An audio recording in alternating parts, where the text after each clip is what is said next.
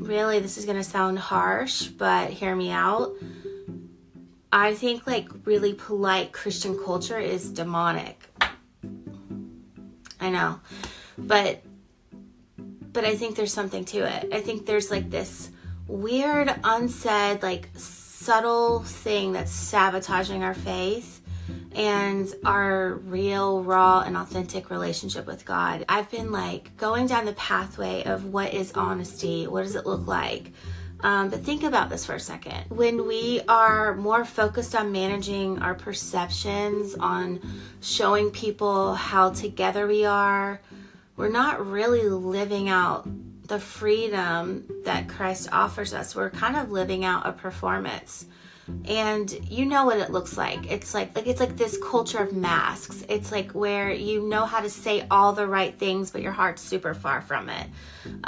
Where you're just like avoiding anything that makes you look like you're kind of wrestling with things, as if God really can't handle it. But I actually, to be honest, I don't think it has a lot to do with God. I don't think these cultures get established because we're afraid of how God perceives us. I think it has more to do with how other people are perceiving us.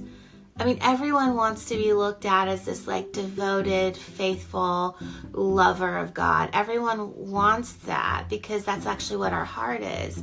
But I think when we put the image of it before we put the relationship, that's where this kind of weird thing starts to form.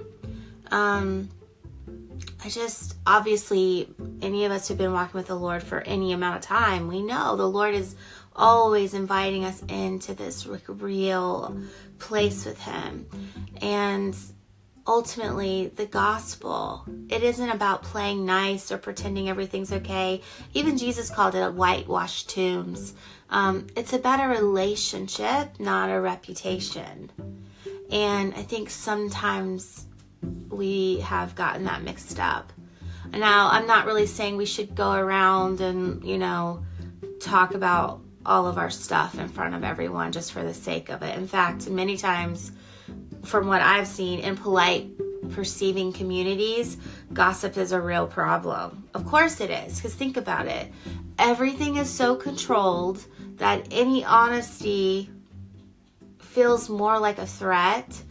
And so because they've had that experience, people start to go behind closed doors and they murmur and they have these kind of conversations. But let me just take a moment, honestly, and address those of you who've been stuck in cultures like I'm talking about. First of all, you're not crazy.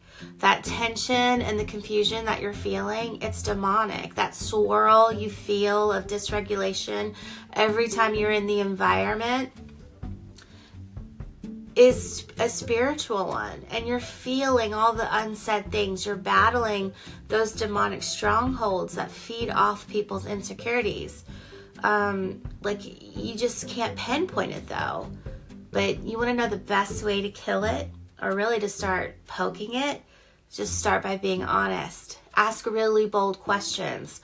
Call it out and push through the politeness and just get to honesty. Because remember, honesty isn't the truth. It's the pathway to it.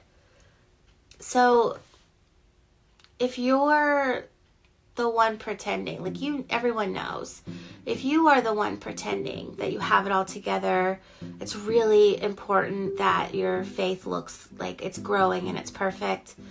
Well, I just want to tell you, this is a barrier to your intimacy with God. And it's a barrier to your growth in Him. Because we've been taught for so long that faith should look polished and clean and neat, progressive. But here's the truth. It's not. Your faith has never been about appearances.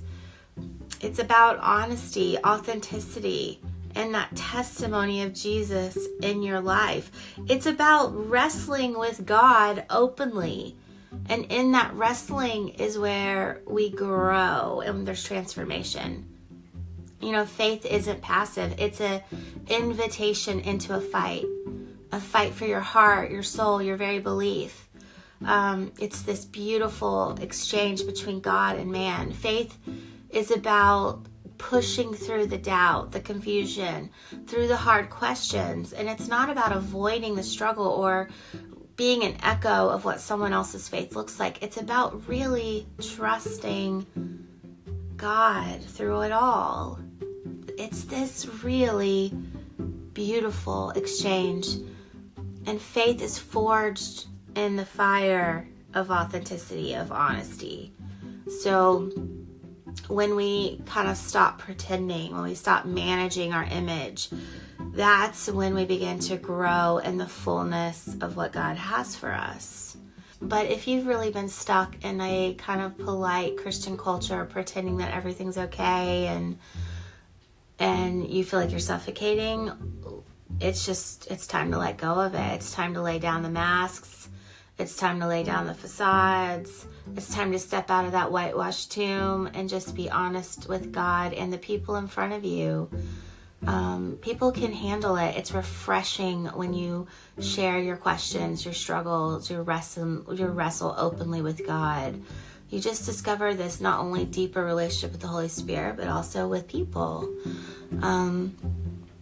I promise you, when you stop playing the part and you start living the truth, you'll experience the kind of faith that it actually really does move mountains.